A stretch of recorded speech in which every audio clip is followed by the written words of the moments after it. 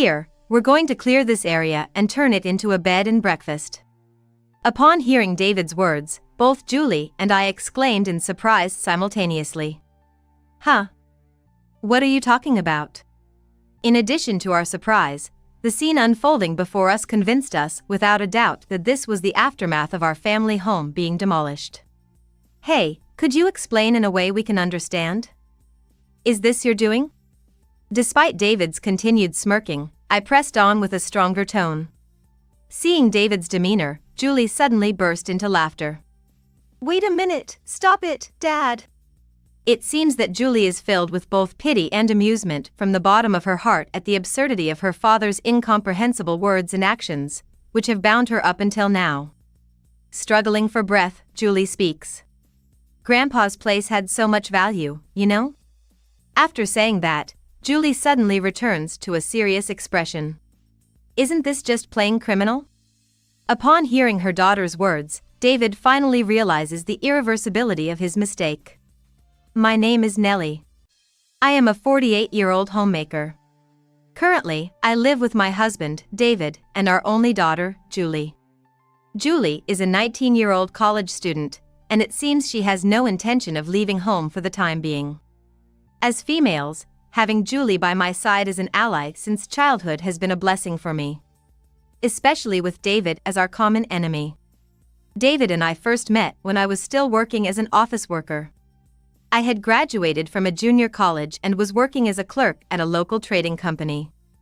David, who was working in sales at another company, frequently visited our office. Although sales sounds prestigious, David seemed to be doing more of the grunt work, hopping from one company to another. Despite always bowing and scraping, David was always friendly and courteous to me, even though I was just a clerk. Over time, as we met almost weekly, we began to chat and eventually developed a close relationship. As I had anticipated, David seemed to be treated as a gopher at his company, with little income to show for it. However, perhaps due to my youthfulness, I wholeheartedly believed that love could conquer all. For a while, I also worked to support the household, but I ended up resigning from my job when I became pregnant. David expressed his desire for me to focus on childcare and stay at home. When Julie was born, naturally, my responsibilities increased significantly. During the day, while David was at work, I had to take care of Julie and manage all the household chores such as cooking, laundry, and cleaning by myself. I managed to get through these days somehow, but by the time Julie entered kindergarten, David's attitude towards me had changed. Taking advantage of my silence, David's behavior became increasingly dominant. Every day at work, I was ridiculed and exploited. I became the target of David's frustration. Initially, I wasn't so submissive, but perhaps I contributed to the problem by aligning too much with David. "People at work just keep dumping all their problems on you, David. They don't appreciate your abilities. You shouldn't worry about it." Intending to console him, but it only fueled David's distorted confidence. "Are you mocking me too, thinking you can do whatever you want?" Whenever I tried to offer even a little criticism, David would react with anger. This made me feel helpless, and I found myself unable to say anything. It was my accumulation of actions like this that fueled David's growing arrogance. The sacrifices I made for my daughter undoubtedly contributed to the current state of our marriage. However, I only tried to be a kind wife and didn't do anything deserving of blame. It sounds absurd when I think about it, but even then, my desire for the sake of my daughter would halt my critical thinking. As we grew older, our relationship as a couple became more strained. While my role as a homemaker remained unchanged, there's a societal expectation for individuals to hold positions and statuses corresponding to their age. Even though I didn't voice these thoughts, they were conveyed through my attitude. David overly perceived such societal expectations from others, and it exacerbated his negative traits. His personality became increasingly submissive, and conversing with him would leave me feeling incredibly drained. I didn't realize this before marriage, but it seems David's character hasn't changed since childhood, and he seems to lack any close friends. At our wedding, only David's relatives were present, and there were no friends in sight. At the time, I didn't dwell on it, but looking back, it's quite odd. I still regret not noticing these nuances about David during our courtship. While his position in the company may be lower compared to others, there are many in similar situations. If I were constantly nagged by my family when I got home, I might understand why, but I've never once complained to David about such things. Therefore, no matter what I do, David's attitude never changes. Originally reserved, David never vents this stress outside, and all of it is directed towards me and Julie. His alcohol consumption increases day by day, and each time, he raises his voice and breaks things in the house. Although he never lays a hand on us or causes direct harm, the exchange of hurtful words escalated. Do you know who's responsible for you being able to go to college? Always clinging to your mom. Think about who you should be grateful to. It's common to hear about teenage daughters disliking their fathers, but Julie has solid reasons for hating David. With daily unjustified scolding like this, it's only natural for her to dislike her father. Julie and I would vent to each other when David wasn't around, trying to get through each day somehow. Meanwhile, our father, who lives in the same prefecture, fell ill. Since our mother passed away a few years ago, our father has been living alone in the family home. My brother, Joe, who runs a company in the city, so for the time being, it was up to me to check on our father's condition. The diagnosis our father received at the hospital was not good news. I blame myself for not noticing earlier. Despite living apart, our father, mindful of my brother and me with our families, had noticed his health changes but kept quiet. After consulting with doctors, it was decided that he would be hospitalized, and treatment would continue as much as possible. Still, it was evident that my father's condition was worsening day by day, and Bob would often leave work to come and see our father. I had prepared myself for this. Naturally, I also continued to visit the hospital every day. Even though I'm a homemaker, everything at home couldn't continue as usual. Julie also visited my father's bedside a few times and willingly helped me. But David wasn't pleased with that. Have there been more frozen meals lately? You're at home all day, so there shouldn't be a need for frozen food, right? And relying on our daughter only at times like this. You need to consider our lifestyle too. He berated me mercilessly, while also making snide remarks to my father. After all the times we relied on my father for help, it's surprising he can say such things. Has he forgotten how much trouble he's caused my father? When Julie was born, there were times when David's earnings weren't enough to cover our expenses. I quit my job to focus on childcare, which meant our expenses increased by one person. As expected, David showed no remorse and pressured me to figure something out. Feeling helpless, I explained the situation to my father and asked for financial assistance. Even though my father knew about David's situation, he didn't say anything and silently provided financial support. Without realizing my father's feelings, David took advantage of his kindness for a while. With David's income slightly increasing during that time, we managed to get by, but he never expressed any gratitude to my father. To avoid upsetting David's mood, I would deflect the conversation, and I continued to visit my father. However, shortly thereafter, my father's condition suddenly worsened, and he passed away. Julie and I were overwhelmed with a great sense of loss, but there were so many things that needed to be done. Various procedures, paperwork submissions, funeral preparations, and more. Just thinking about it made my head spin, but staying busy helped distract my mind. At that moment, despite knowing I was nearby, David muttered under his breath, "Now we can finally have decent meals." I was infuriated by David's insensitive remark, but I had no energy to argue, so I swallowed my words. Although my father's funeral had concluded, my spirits remained heavy. Oddly, David showed a cooperative attitude when it came to sorting through the belongings at my parents' house. Perhaps he was reflecting on his past behavior, as he willingly helped tidy up the entire house. "I've gathered the documents, but is this everything?" His words reminded me of the safe tucked away in the closet by my father, so I asked David to check its contents as well.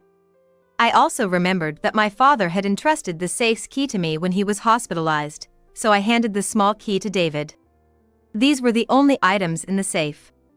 David handed me old banknotes and documents with family trees written on them that he had taken out of the safe. I wasn't expecting much, but since he went out of his way to hand me the key, I thought there might be something more important inside. Therefore, I was somewhat disappointed by the contents of the safe handed to me by David. I lightly shrugged it off and decided to return to the remaining sorting work. It didn't finish that day, but over the next few days, we completed the cleanup of my parents' house. Finally able to take a breather, I was overwhelmed with exhaustion. At that moment, I received a call from my brother who had returned to the city. "I'm really sorry for leaving everything to you and not being able to help. If there's anything I can do, just let me know without hesitation." Expressing his gratitude to me multiple times before getting to the point. "By the way, did Dad have the deed to the family house among the documents he kept? It might seem cowardly to bring this up after Dad's passing, but I need to talk to you about it." With that, he began to discuss the inheritance of Dad's remaining assets. As my brother, who runs a company that handles various businesses, was considering entering the food and beverage industry, he wanted to acquire the rights to the family house. We had vaguely heard about it since childhood, but the house we lived in supposedly had cultural value. It was built in a unique style and, now that I think about it, resembled the trendy old folkhouse cafes.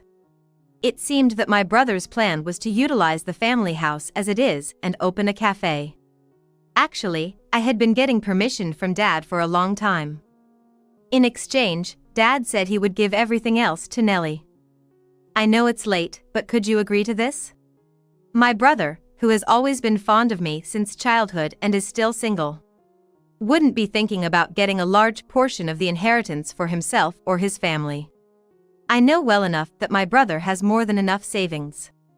"If it's all right with you, brother, even if I were to inherit the family home, there's nothing I could do with it." I readily agreed with my brother's wishes and decided to transfer the rights to the family home to him. Even if I were to manage it, eventually it would have to be demolished. So, it's better for my brother to make good use of it and keep the family home intact. "Thank you. Could you look for the deed to the family home among the documents Dad left behind?" Since David had consolidated the documents in one place, it should be in there. I told my brother that I would contact him as soon as I found the documents, and we hung up for the day. Come to think of it, I haven't looked through the documents since then. I'm pretty sure I put them all in a clear case. I recalled the case where I had stored the documents entrusted to me by David, and I searched through it. However, no matter how hard I looked, I couldn't find the deed to the family home my brother had mentioned. That's odd. I'm sure I put all the documents in here. Could it still be lying around in the family home?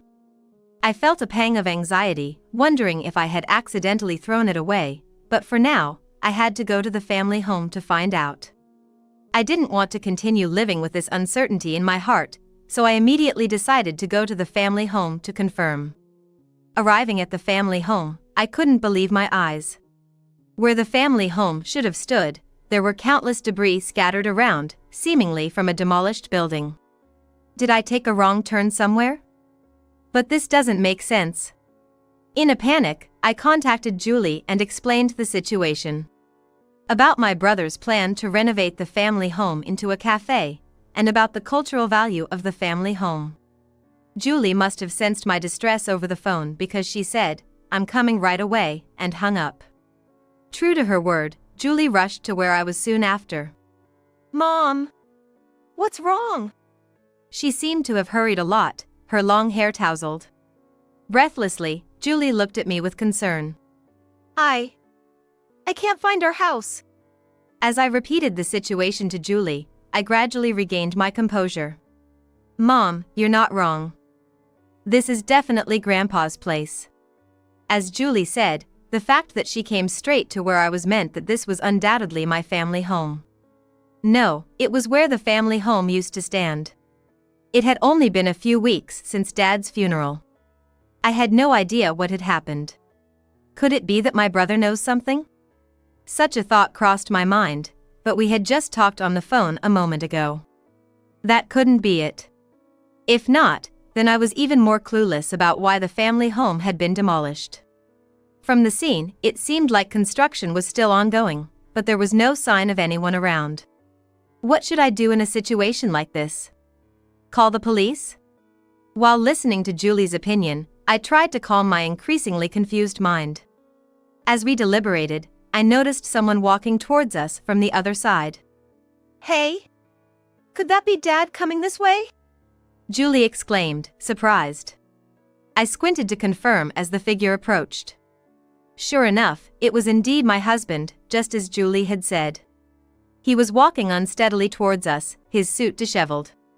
It was only just past 3 p.m. Was he returning from work? Even so, it was strange to coincidentally meet here.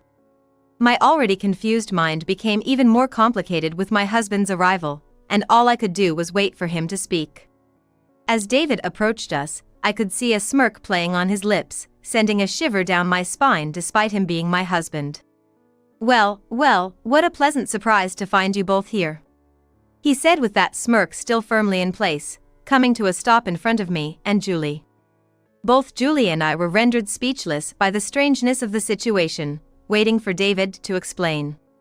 "I'm turning this place into a guest house," he declared, still grinning. Julie and I both gasped in shock at David's words. "What?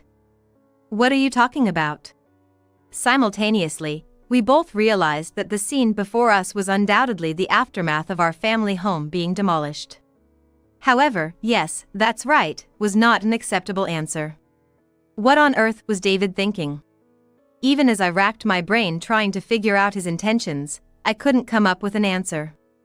"Hey, can you explain to us in a way that we can understand? Is this your doing?" I pressed, my tone growing more forceful in the face of David's continued smirk. "Yeah, it's all me. We need to clear this space to move forward. I plan to use the savings and retirement money I've diligently set aside to build a guest house. Of course, you'll have to chip in too." David's tone was somewhat pompous, and he showed no remorse whatsoever.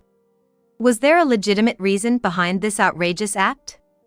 David seemed to sense a mixture of anger and bewilderment on Julie's and my faces, and he appeared somewhat irritated by it. Nevertheless, he continued on as if resigned to it. "I've been wanting to start something on my own for a while now. Everyone just bosses me around without recognizing my talents. I can't stand it anymore. That's why I've decided to operate a guest house here." With a confident air, David delivered his statement, then once again gauged our reactions. However, receiving such an explanation only deepened our confusion. "I'm sorry, but I have no idea what you're talking about," I confessed, feeling a creeping sense of fear at his nonsensical behavior. "I just quit my job at the company. I told off all those annoying jerks and handed in my resignation. Dad's passing at this moment is a message to me. It's finally time for me to take charge." While David's words were somewhat disjointed due to his excitement, his intentions were clear. Essentially, he was quitting his job to run a guest house. He wanted to become the leader without anyone questioning him, to move forward with his life. "This is Dad's and brother's property, isn't it? Do you really think you can get away with doing this without permission?" It seems like Dad had been talking about handing over the rights to the family home and land to David for a while, so I can't believe he would have given those rights to David. I can't imagine my brother is deceiving me, and besides, it's not normal for a husband like him to quit his job and demolish the family home without consulting his wife. I've got the deed, so I don't need anyone's permission. Being tasked with sorting out the estate means we can do whatever we want with what's left, right? As your husband, I can do whatever I want, and there's nothing you can do about it. David seemed to have no sense of guilt and answered me and Julie with a somewhat teaching tone. "That kind of reasoning won't fly at all," I yelled as soon as David finished speaking. His selfish and childish thinking pushed me over the edge. "That's my father's house. Both my brother and I inherited it from our father. How dare you, someone not even related by blood, do something like this without permission?" David seemed to realize the seriousness of the situation a little as he received my scolding. Although a faint smile briefly crossed his face, he quickly justified his actions again. What's with that tone toward your husband? Who do you think has been supporting us all this time? You both should just shut up and do as I say.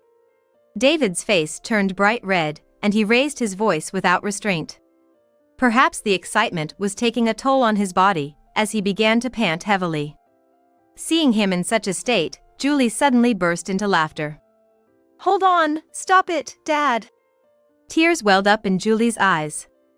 It seems like she is filled with both pity and amusement from her father's inexplicable and comical behavior, which has kept her restrained for so long. Dad, don't you know? Julie addressed her father while he was struggling to catch his breath, staring at his daughter. Grandpa's house was worth a lot, you know?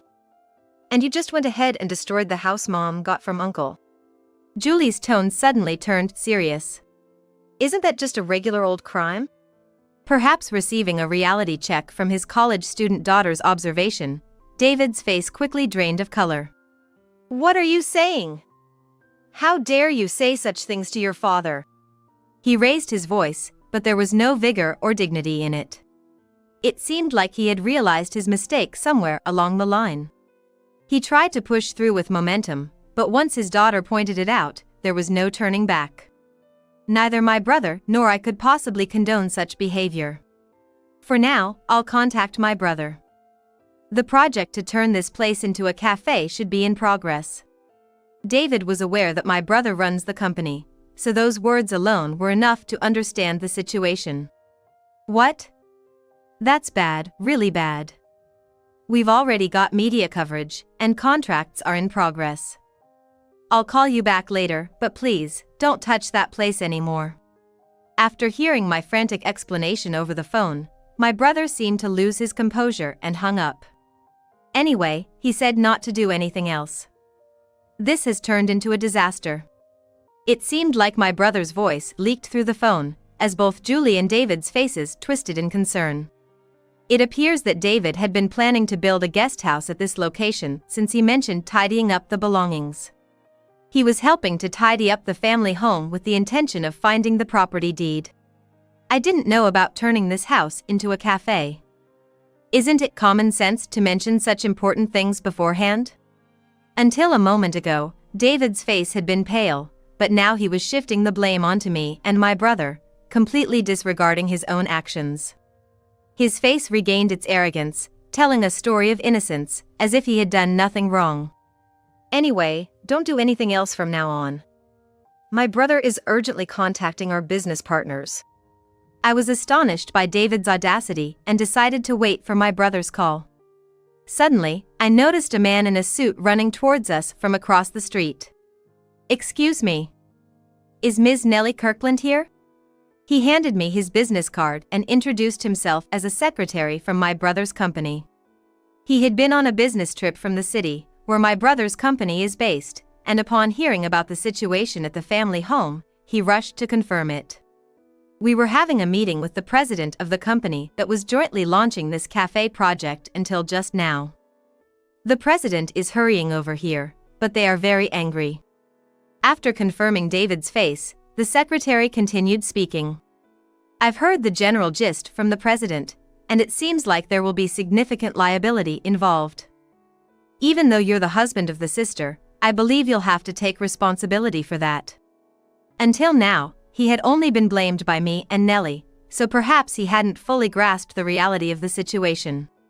When David, a stranger in a suit, heard the words liability from someone he didn't know, his face turned pale again. Mom, can we afford to pay that kind of money? What's going to happen to us? Muttered quietly, and it seemed to be the final straw for David, who slumped down on the spot. Supporting David's weak body as he sat down, we decided to return home for the time being.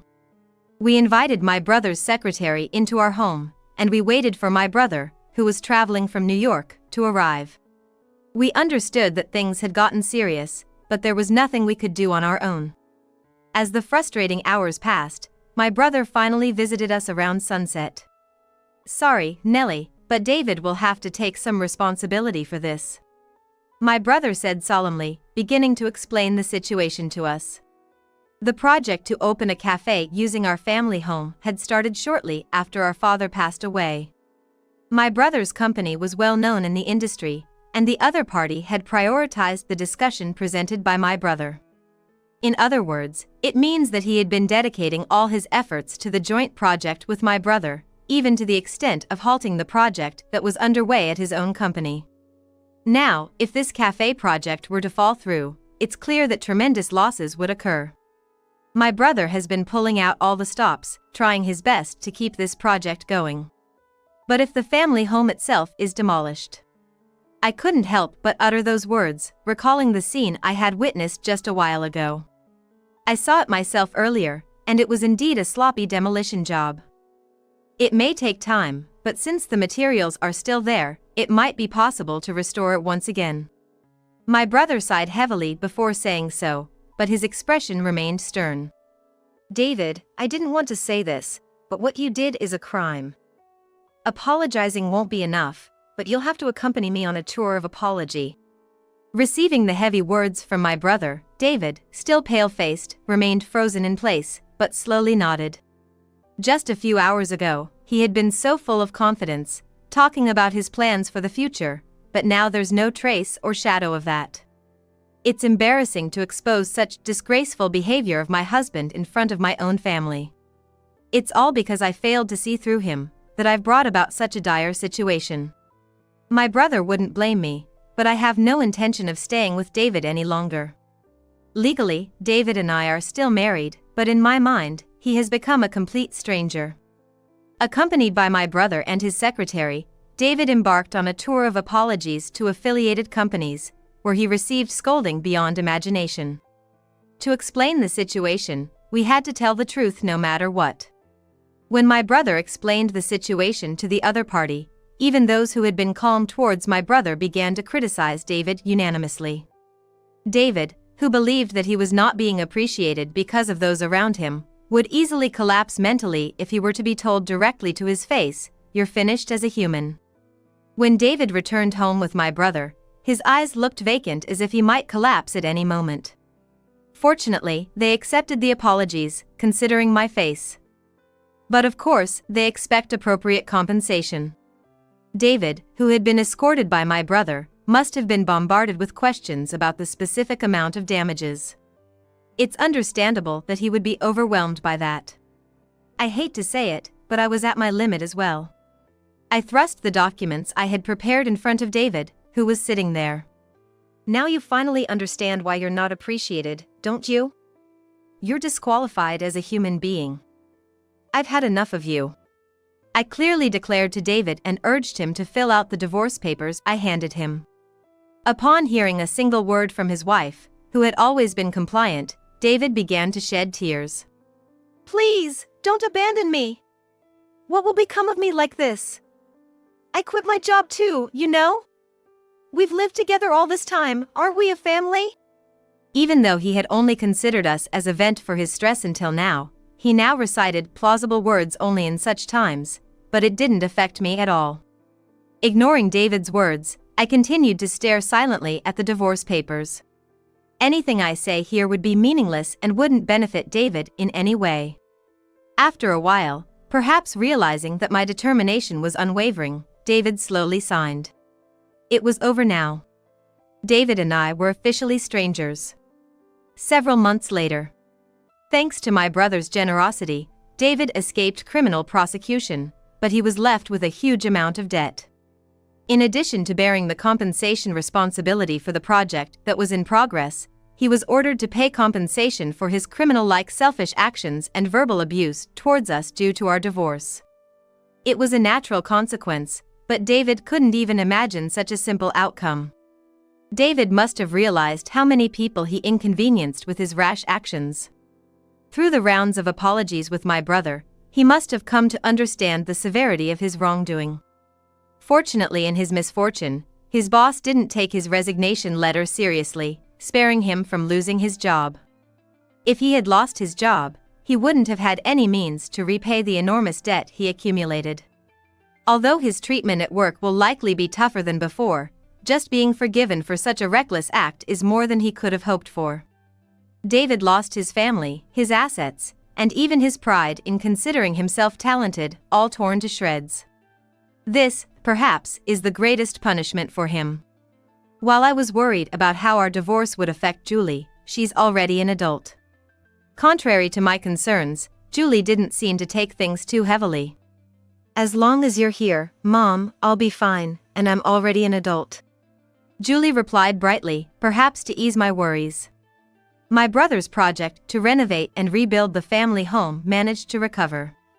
With the compensation from David and the assets our father left behind, it seemed possible to live comfortably, but I was entrusted with my brother's cafe. The people from the company that launched the cafe with my brother also trusted me and assigned me various tasks. Thanks to them, I'm living more fulfilling days than I did as a full-time housewife. Working in the place where I have lived with my parents and brother is also a great joy. Married life alone is not the only joy in life. The sense of security that someone will protect you may have been lost, but in other words, it means gaining freedom. Right now, my feelings are not dark and gloomy. On the contrary, I feel more positive and hopeful. I have found a new purpose in life, and I am filled with hope.